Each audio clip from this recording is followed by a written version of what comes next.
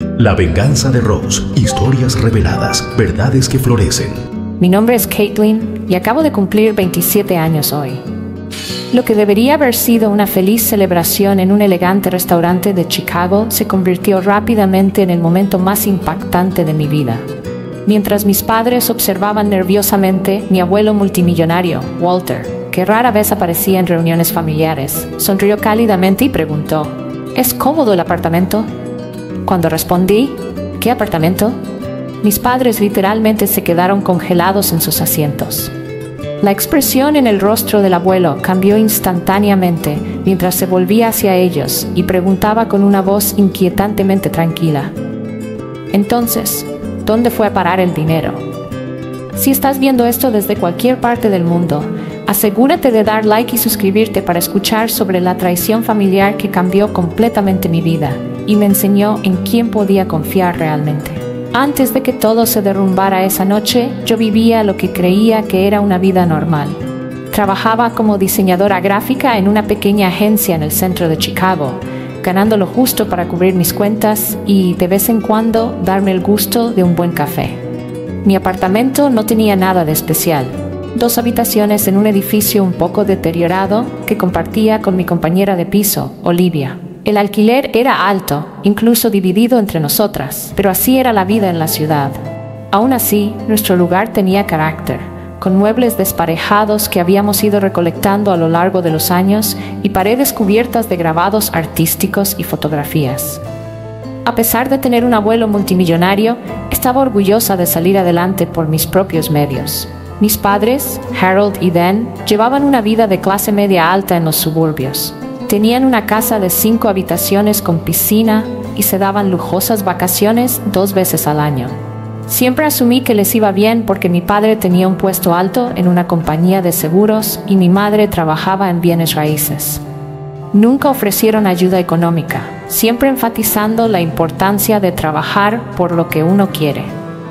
Cuando me gradué de la escuela de arte hace 4 años, con casi $70,000 en préstamos estudiantiles, me felicitaron por dar mis primeros pasos en la adultez. Mientras otros padres ayudaban con los pagos iniciales de una vivienda o cubrían algunos meses de renta para que sus hijos comenzaran, los míos me entregaron una copia de Dave Ramsey y me dijeron que construir carácter a través de la lucha era importante. Nunca los resentí por eso, no realmente. Estaba decidida a demostrar que podía lograrlo por mi cuenta. Pero hubo momentos en que las cosas se pusieron realmente difíciles y me preguntaba por qué parecían tan reacios a ayudar, especialmente cuando aparecían con un coche de lujo nuevo o hablaban de la remodelación de cocina que estaban planeando. El abuelo Walter siempre fue un enigma para mí. Había construido su fortuna en el desarrollo inmobiliario, comenzando desde cero y creando eventualmente una de las compañías de propiedades más grandes del Medio Oeste. Era severo, intimidante y rara vez asistía a reuniones familiares. Cuando aparecía, todos caminaban sobre cáscaras de huevo a su alrededor. Pero a pesar de su exterior brusco, siempre había tenido un punto débil conmigo. En las raras ocasiones en que hablábamos, me hacía preguntas reflexivas sobre mi trabajo de diseño y realmente escuchaba mis respuestas. Mi prima Natalie era la única de nuestra generación que parecía haber recibido beneficios de la riqueza familiar. Tenía un fideicomiso que le otorgaba un estilo de vida muy cómodo. Nunca trabajó un solo día en su vida, pero constantemente publicaba fotos desde lugares exóticos y restaurantes de lujo en redes sociales. Cada vez que coincidíamos en reuniones familiares, hablaba de su última jornada de compras o de sus vacaciones de una manera que parecía deliberadamente diseñada para resaltar las diferencias entre nuestras situaciones. La semana antes de mi cumpleaños había sido particularmente dura. La agencia de diseño en la que trabajaba perdió a un cliente importante y yo estaba entre los 5 empleados despedidos. Con apenas suficientes ahorros para cubrir tal vez 2 meses de gastos, estaba en pánico por cómo iba a pagar el alquiler mientras buscaba un nuevo trabajo en un campo tan competitivo. Cuando mis padres llamaron para insistir en llevarme a una cena elegante de cumpleaños, intenté rechazar. Les sugerí que hiciéramos algo más sencillo, tal vez pedir comida para llevar en mi apartamento, pero fueron tajantes. Decían que cumplir 27 era un cumpleaños especial y merecía una celebración adecuada. Mirando atrás, su insistencia ahora tiene sentido, de una manera retorcida. Ya había señales de que algo no estaba bien. Pequeñas cosas que en ese momento ignoré, como cuando mencioné la posibilidad de volver a la universidad para un máster, y mi padre inmediatamente cerró la conversación diciendo que ya tenía suficiente deuda estudiantil. O cuando mi madre cambiaba de tema rápidamente cada vez que hablaba de mis problemas financieros. Había conversaciones telefónicas en voz baja que se detenían en cuanto entraba en la habitación, y una tensión extraña cada vez que se mencionaba al abuelo Walter. Unos meses antes, sorprendí a mi madre mirando propiedades en Panamá, en internet. Cuando le pregunté si estaban planeando unas vacaciones, cerró su portátil rápidamente y dijo que solo estaba soñando despierta. Mi padre también había hecho comentarios extraños sobre cómo quizá no nos veríamos tan a menudo en el futuro porque estaban pensando en viajar más. La mañana de mi cumpleaños, Olivia me regaló una tarjeta hecha a mano y una pequeña planta en maceta que yo había estado mirando en el vivero local. Éramos amigas desde la universidad y ella sabía mejor que nadie lo mucho que había trabajado solo para mantenerme a flote.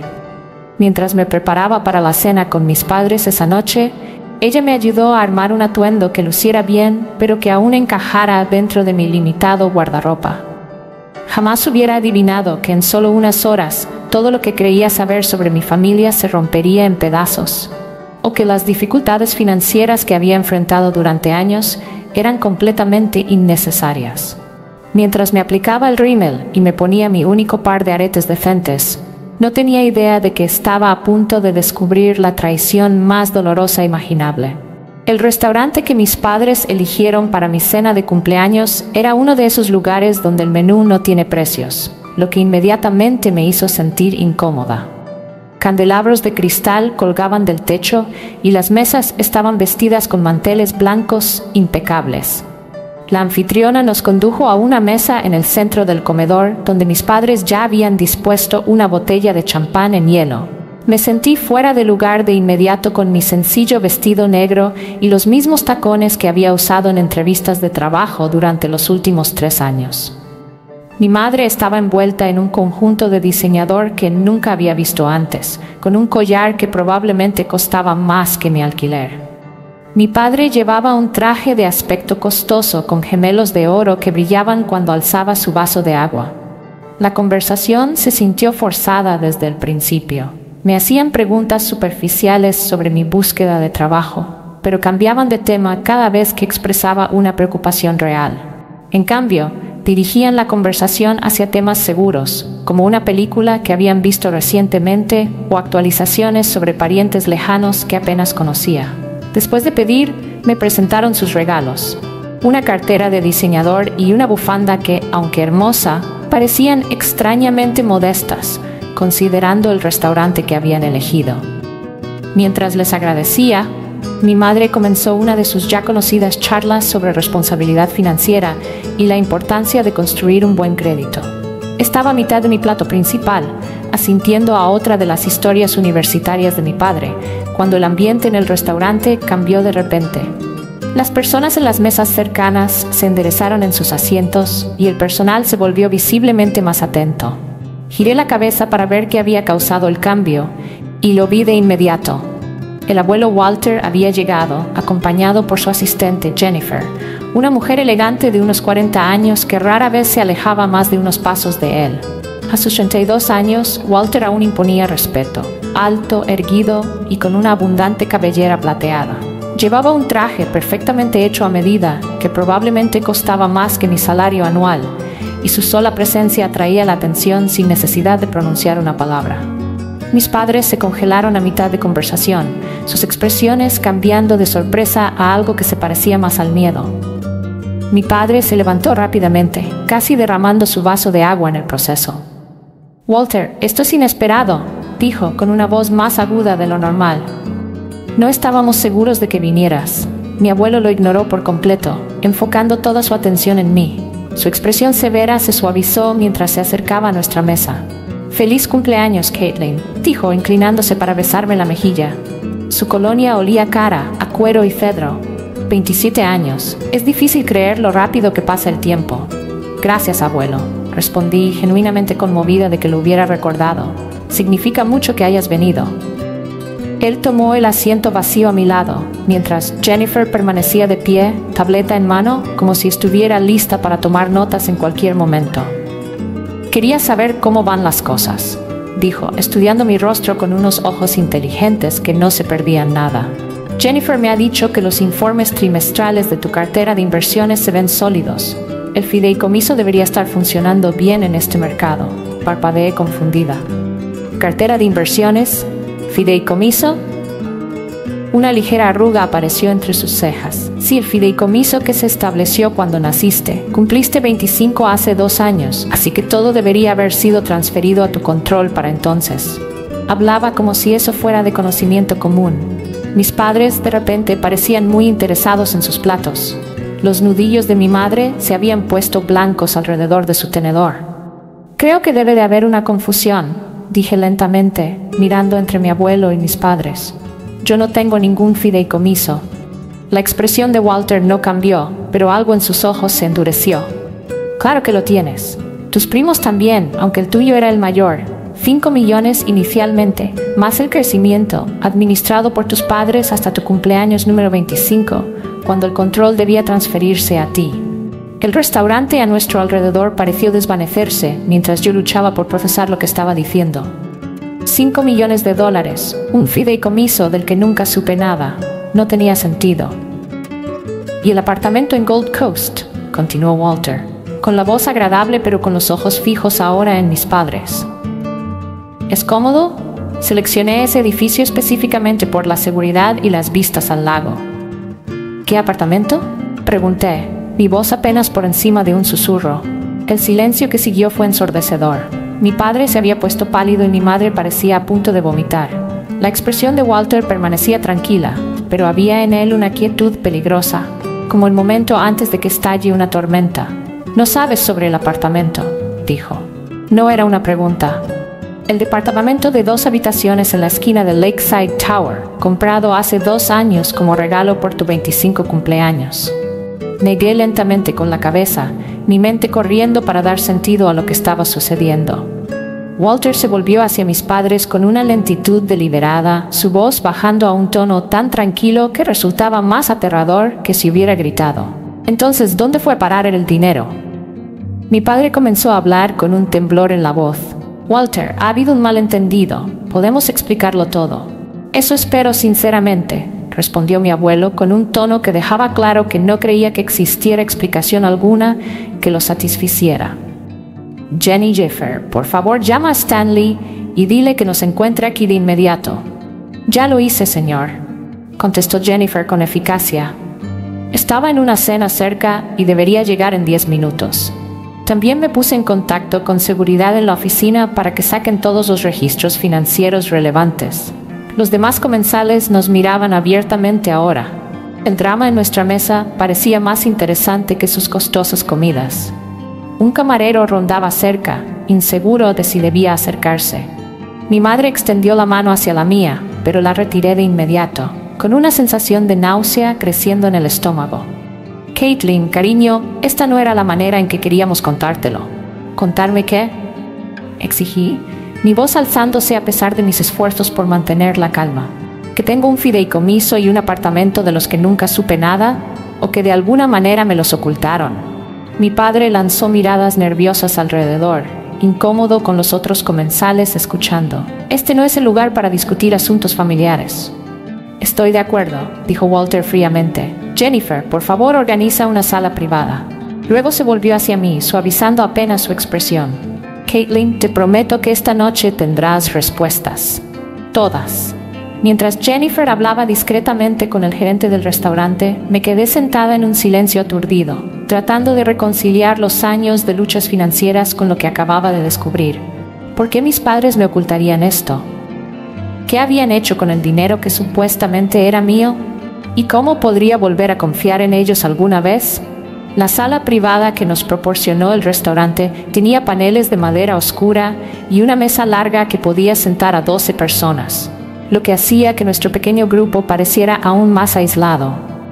Walter se sentó en la cabecera, conmigo a su derecha, mis padres enfrente, ambos luciendo como si quisieran estar en cualquier otro lugar. Jennifer se colocó cerca de la puerta, tableta lista, su rostro profesionalmente inexpresivo. Poco después se nos unió Stanley Thornton, el abogado de toda la vida de mi abuelo, un hombre calvo con ojos agudos tras unas gafas de montura metálica. Llevaba un maletín de cuero que colocó cuidadosamente sobre la mesa. Mi padre se levantó para ofrecer el primer brindis de la velada. Con la copa de cristal en alto comenzó. Hace 35 años me casé con la mujer más hermosa y trabajadora de Arizona. Sonrió a mi madre. Juntos construimos una vida, un hogar y criamos hijos que nos hacen sentir orgullosos. Su mirada se desvió hacia Gabriel. Nuestro hijo, el doctor, siguiendo los pasos de las mentes más brillantes de la medicina, pronto nos convertirá en abuelos y continuará nuestro legado familiar. Esperé alguna mención hacia mí, algún reconocimiento de mi existencia como su hija. Nunca llegó. Terminó su brindis con más elogios hacia mi madre y se sentó, recibiendo murmullos de aprobación de toda la familia reunida. La omisión era tan esperada que debería haberme inmunizado, pero algo en ese borrado público dolió con más fuerza que nunca. Tomé un largo sorbo de vino y me concentré en cortar mi pollo en pedazos perfectamente uniformes. Mientras avanzaba el plato principal, mi madre dirigía las preguntas alrededor de la mesa, orquestando la conversación como una directora de orquesta. Cuando finalmente volvió su atención hacia mí, su sonrisa no alcanzaba sus ojos. Esperanza, cuéntales a todos sobre tu trabajo. ¿Todavía estás en esa empresita o ya encontraste algo más establecido? La palabra fue calculada, empresita, no más exitosa, no mejor, sino más establecida, implicando que mi puesto actual era temporal e insignificante. En realidad, respondí intentando mantener la voz firme, fui ascendida a directora senior de diseño el mes pasado. Mi equipo acaba de ganar un premio nacional por nuestra campaña con la Asociación Americana del Corazón. Por un instante me permití esperar aprobación, algún reconocimiento de este logro legítimo. Está bien, dijo mi madre con tono despectivo. Pero, ¿hay oportunidad de avanzar? ¿Cuál es el próximo paso hacia una carrera real? El dolor familiar floreció en mi pecho. Una carrera real, como si la década que había dedicado a construir mi reputación profesional no fuera más que un pasatiempo, un intermedio antes de que entrara en razón. El diseño es mi carrera real, respondí con más firmeza de la que pretendía. Y soy muy exitosa en ello. Mi padre dejó su tenedor con un golpe seco contra la porcelana. El éxito es relativo, Esperanza. Tu hermano está salvando vidas con su investigación. Eso sí es trabajo significativo. Sentí el calor subir a mi rostro, pero me obligué a mantener la calma. Trabajos distintos pueden ser significativos de maneras diferentes. La campaña de concienciación sobre enfermedades cardíacas que creamos está proyectada para alentar a miles de mujeres a hacerse chequeos preventivos. Mi tía Claudia, tal vez percibiendo la tensión, intentó cambiar el tema. Hablando de carreras exitosas, nuestro Antonio acaba de recibir 2 ofertas de trabajo en bufetes de abogados de primera línea. Beneficios completos, salario inicial de 6 cifras. Ella sonrió con orgullo a su hijo, que tuvo la decencia de lucir un poco incómodo. Ese es el tipo de estabilidad que los padres esperan, añadió mi madre con tono punzante. Seguridad, respeto, un camino claro hacia adelante. Probé otro enfoque. La industria creativa ha cambiado mucho. ¿Sabían que ahora las grandes corporaciones valoran el design thinking como estrategia central de negocios? Apple ha demostrado que el diseño impulsa tanto la innovación como las ganancias. Mi padre agitó la mano con desdén. Las empresas siempre necesitarán médicos, abogados, ingenieros. Esas modas artísticas van y vienen. Sentí como la conversación se me escapaba, como mi identidad profesional era reducida con cada intercambio. Busqué otro tema neutral. La comida está deliciosa, mamá. Te has superado con los chiles rellenos. Pero mi madre no estaba lista para soltar el hilo. La semana pasada me encontré con Sofía Martínez, dijo, refiriéndose a una amiga de mi infancia. Su hija tiene tu edad, acaba de terminar la residencia, neurología pediátrica, y se casó con un doctor también. La comparación implícita flotó en el aire. Asentí y tomé otro bocado de comida que ahora sabía a cartón. Mi tío Miguel se inclinó hacia adelante. ¿Sabes? Un amigo mío tiene un hijo más o menos de tu edad. muy guapo, muy exitoso, arquitecto, podría presentártelo. Antes de que pudiera responder, mi madre intervino. Sería maravilloso. Esperanza necesita pensar en asentarse pronto. A los 32 ya no eres joven. La conversación sobre mis perspectivas románticas continuó a mi alrededor como si yo no estuviera presente, con mis tías y tíos sugiriendo candidatos, y mi madre lamentando mi exigencia y mis prioridades poco convencionales. Me sentí encogerme en mi silla, haciéndome más pequeña, menos visible con cada minuto que pasaba. Cuando Gabriel intentó desviar la conversación hacia terreno más seguro, preguntando por mi reciente viaje de trabajo a California, mi padre lo interrumpió. Lo que Esperanza necesita es mudarse de nuevo a Arizona. La familia es todo. Andar persiguiendo modas en Nueva York, ¿para qué? ¿Diseñar anuncios que nadie recuerda una semana después? El desprecio a toda mi vida laboral me golpeó duro, pero mantuve la compostura. He construido una vida que amo en Nueva York. Mi trabajo es desafiante y gratificante. Mi padre negó con la cabeza. La verdadera gratificación es criar una familia, construir algo que dure, no estos proyectos temporales. Carlos, intervino suavemente mi tía Teresa. Cada quien encuentra satisfacción de manera distinta. No, insistió mi padre, elevando un poco la voz. Algunas decisiones son objetivamente mejores que otras. Algunos caminos llevan a una verdadera contribución. Otros son puro egoísmo.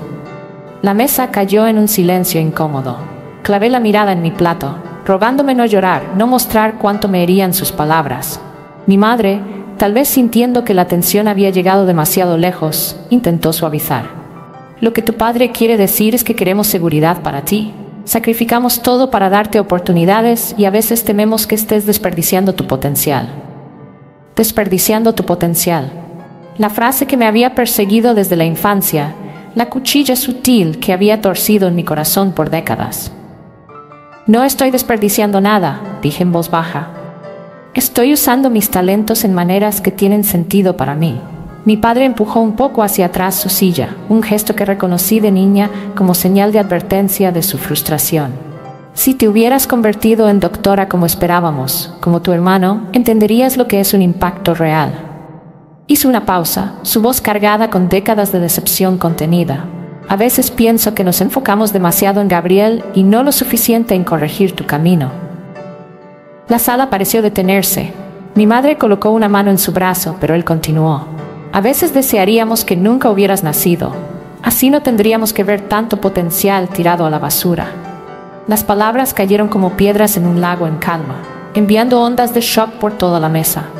Mi prima Sofía soltó un audible ¡ah! Mi tía Teresa se llevó la mano a la boca. María, la esposa de Gabriel, bajó la mirada hacia su vientre como si quisiera proteger a su hijo aún no nacido de semejante crueldad. El tiempo pareció detenerse, y en ese instante congelado vi con claridad perfecta el patrón que había definido mi vida. El amor condicionado que en realidad nunca había sido amor.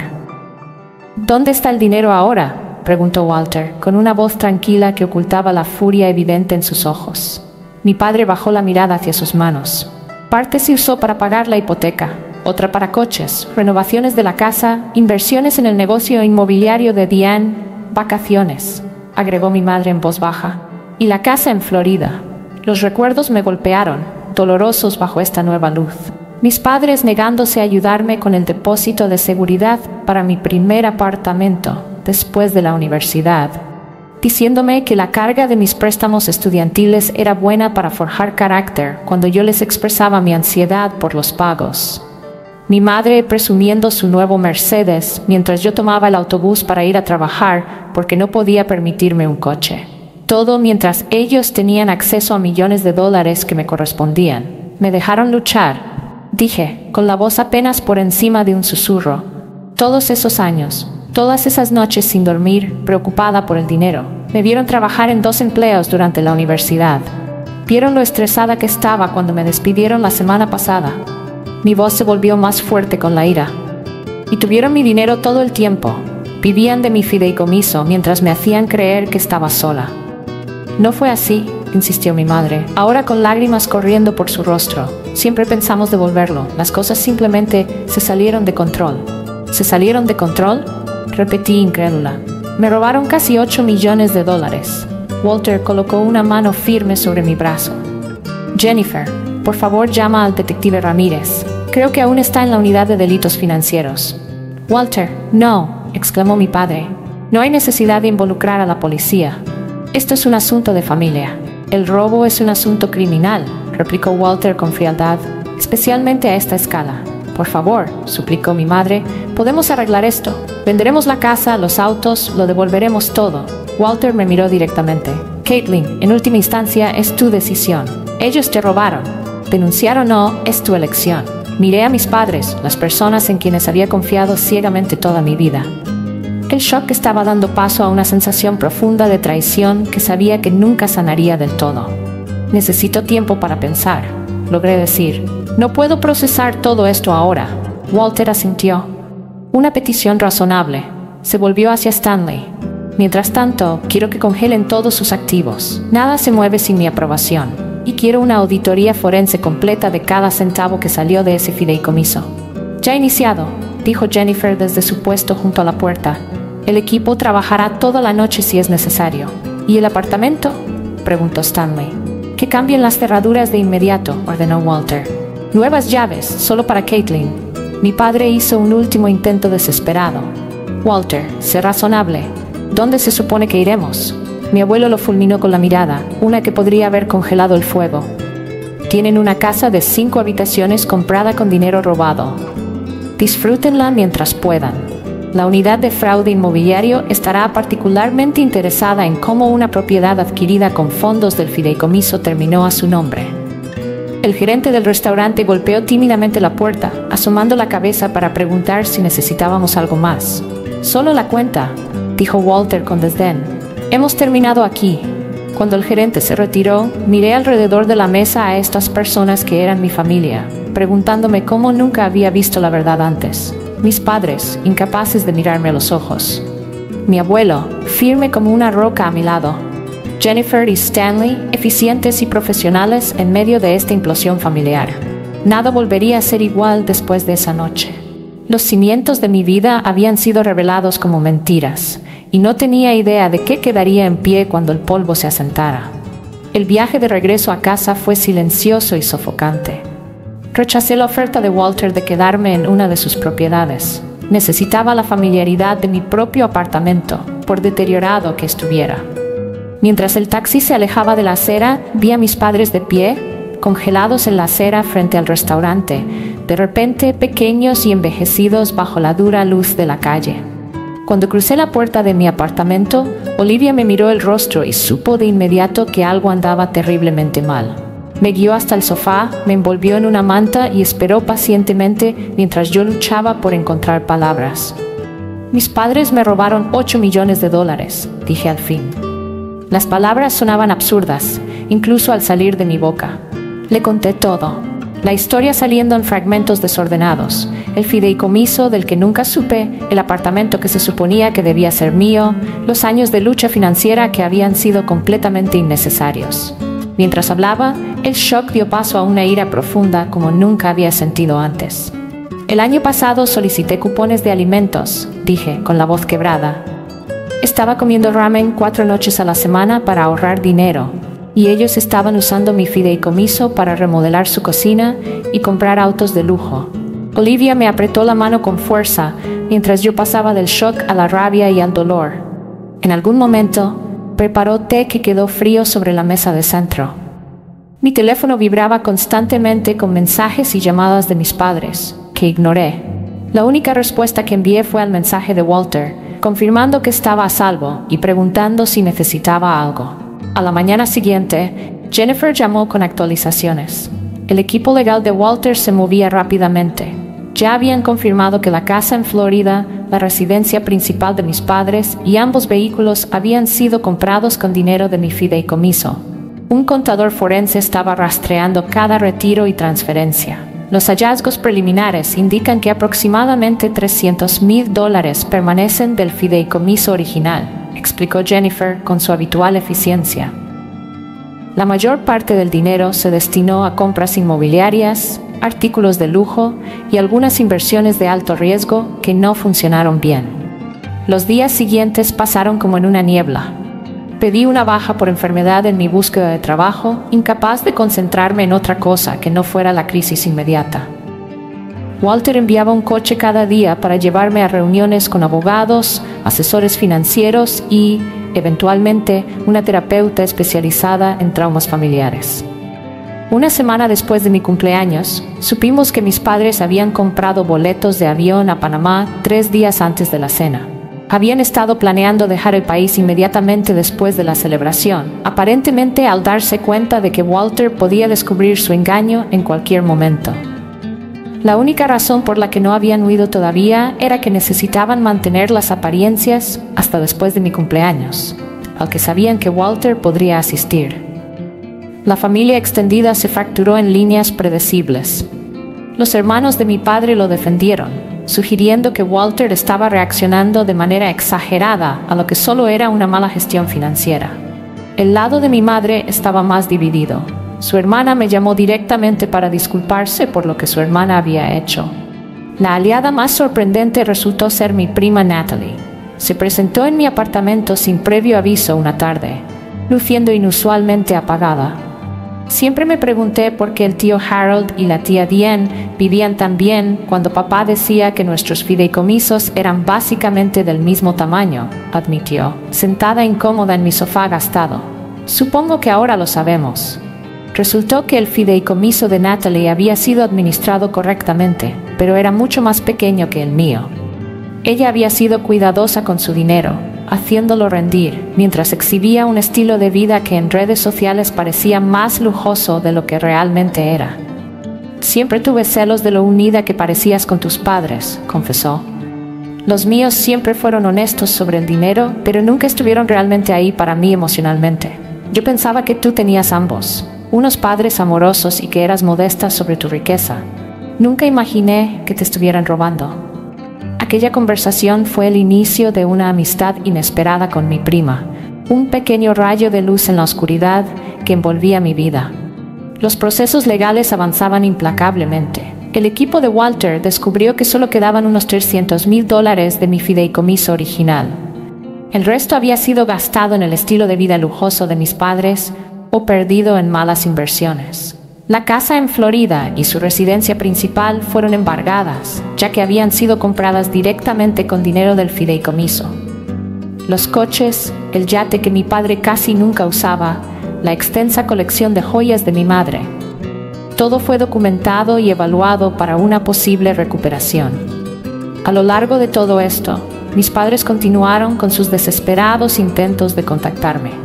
Los mensajes pasaron de intentos de explicación a súplicas abiertas, a medida que las consecuencias legales se volvían más claras. Mi padre llamó desde una habitación de hotel, afirmando que no tenían dónde ir. Mi madre envió largos correos electrónicos diciendo que todo lo que habían hecho era, en última instancia, por mi bien, aunque nunca lograba explicar exactamente cómo su vida de lujo me había beneficiado a mí en algún sentido.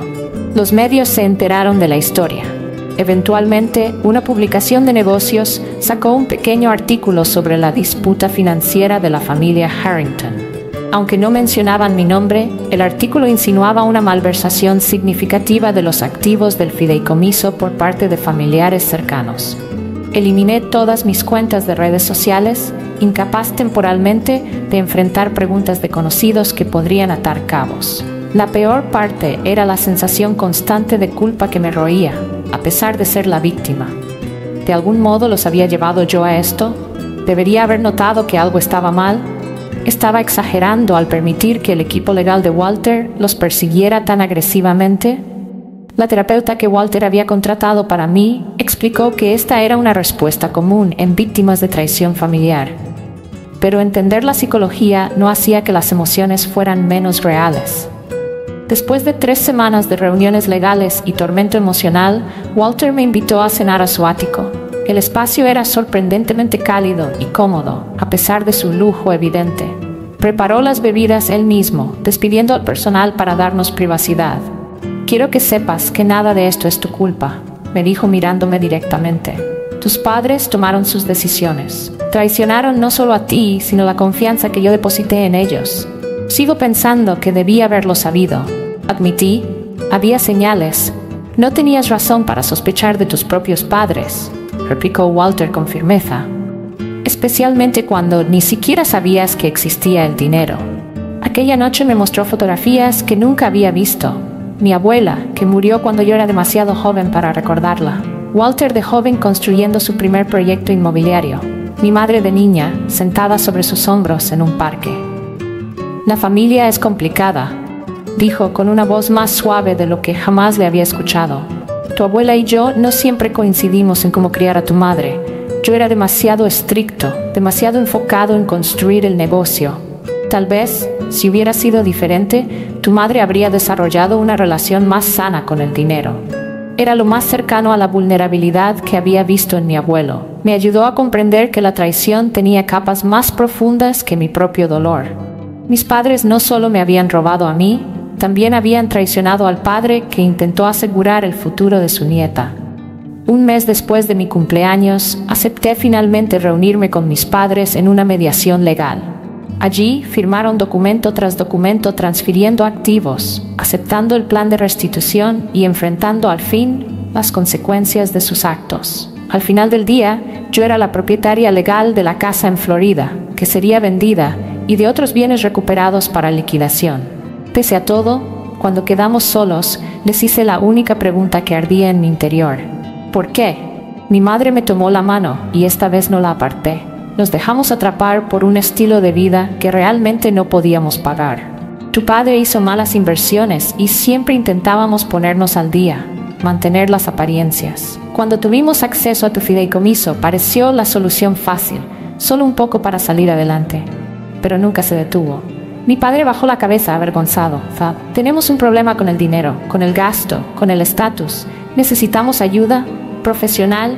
No excusa lo que te hicimos, pero quizás lo explica. No era suficiente, nunca lo sería. Pero era un comienzo, una pequeña grieta en el muro de traición que se levantaba entre nosotros. Semanas después, me mudé a un modesto apartamento de una habitación, comprado con parte de los fondos recuperados. No era el lujoso Gold Coast que debía haber sido mío, pero era mío, libre de hipoteca o alquiler. Walter me ayudó a seleccionar la propiedad, insistiendo en la seguridad y en una buena ubicación. También me guió en mis primeras inversiones. De los más de 8 millones que debía haber tenido, apenas se habían rescatado 1,2 millones.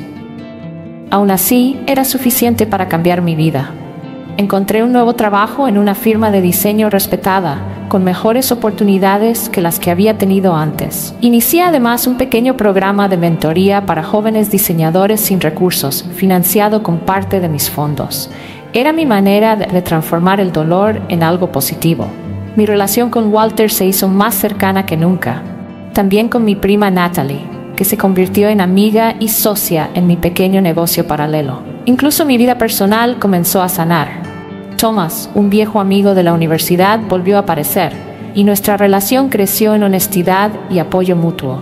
Un año después de la revelación que lo cambió todo, me encontré en un lugar que jamás habría imaginado. No solo con seguridad financiera, sino con una nueva fortaleza emocional y con relaciones auténticas, construidas sobre la verdad en lugar de la mentira. Hace un año pensé que mi vida estaba destruida. Brindé con mis seres queridos en el aniversario. Pero he aprendido que cuando los cimientos resultan ser falsos, tienes la oportunidad de construir algo verdadero en su lugar. Por la verdad, dijo Walter, alzando su copa con los ojos húmedos. Por la verdad, repitieron los demás.